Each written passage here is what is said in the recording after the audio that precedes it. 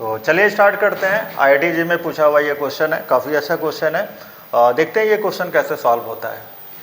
यहाँ पर देखिए a, b, से रियल दिया हुआ है और quadratic equation ax² bx plus 0 दिया हुआ है और कह रहा है कि इसका दो रियल रूट्स है अल्फा बीटा, जहाँ अल्फा की वैल्यू लेस देन -1 है और बीटा की वैल्यू ग्रेटर देन 1 है। तो ये चारों में से कौन सा ऑप्शन सही होगा आपको ये बताना है। तो चलिए स्टार्ट करते हैं। यहाँ पर क्वाड्रेटिक जो इक्वेशन दिया हुआ वो ये है ax² प्लस bx और प्लस c = 0 लिखा हुआ है। हम यहाँ से एक कॉमन ले लेते हैं, तो यहाँ पर क्या होगा x² plus b/a x plus c/a = 0 होगा। अब x² plus b/a x plus c/a = 0, quadratic equation इस फॉर्म में आ गया। अब हम इसको ऐसे ले लेते हैं, लेट fx = हम मान लेते हैं कि ये जो है fx के इक्वल है, तो x² प्लस b/x और प्लस का c/a है। हम इसको ऐसे मान लेते हैं, ये बन गया क्वाड्रेटिक पॉलिनोमियल। अब इसमें देख सकते हैं कि x² का जो कॉफिशिएंट है यानी a का वैल्यू 1 है और जो कि 0 से बड़ा है। ऐसे कंडीशन में क्वाड्रेटिक इक्वेशन का जो ग्राफ बनेगा, ये ग्राफ कैसा होगा? अपवर्ड पैराबोला होगा, ऐसा ग्राफ होगा।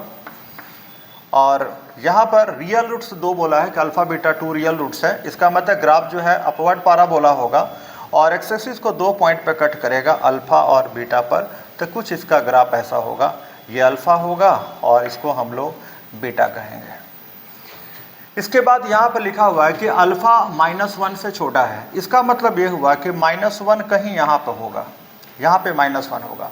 और यहाँ पर बोला कि बीटा की वैल्यू 1 से ज़्यादा है, बीटा 1 से ज़्यादा है, इसका मतलब ये हुआ कि 1 यहाँ पर होगा। तो देखिए अगर -1 यहाँ पर है तो अल्फा -1 से छोटा है, और अगर 1 यहाँ पर है इसका मतलब बीटा जो है 1 से बड़ा है।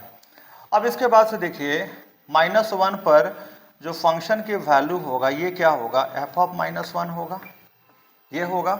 और 1 पर जो फंक्शन का वैल्यू ये वाला होगा, ये क्या होगा? f(1) होगा। और यहाँ पर आप देख सकते हैं कि f-1 की वैल्यू 0 से छोटा है, f1 की वैल्यू 0 से छोटा है, मतलब f-1 x एक्सिस से नीचे है और f1 का वैल्यू भी x एक्सिस से नीचे है। तो ऐसे कंडीशन में f-1 और f1 की जो वैल्यू होगा वो 0 से छोटा होगा। तो आप देखिएगा f-1 की वैल्यू लेस देन 0 है और f(1) का वैल्यू भी लेस देन 0 है। अब आपको क्या करना है कि जो फंक्शन था, फंक्शन क्या था? फंक्शन था fx = x² plus b/ax plus c/a था, ये फंक्शन था हमारा। अब इसमें क्या करना है कि x के जगह पर एक बार -1 फिर x के जगह पर 1 पुट करना है।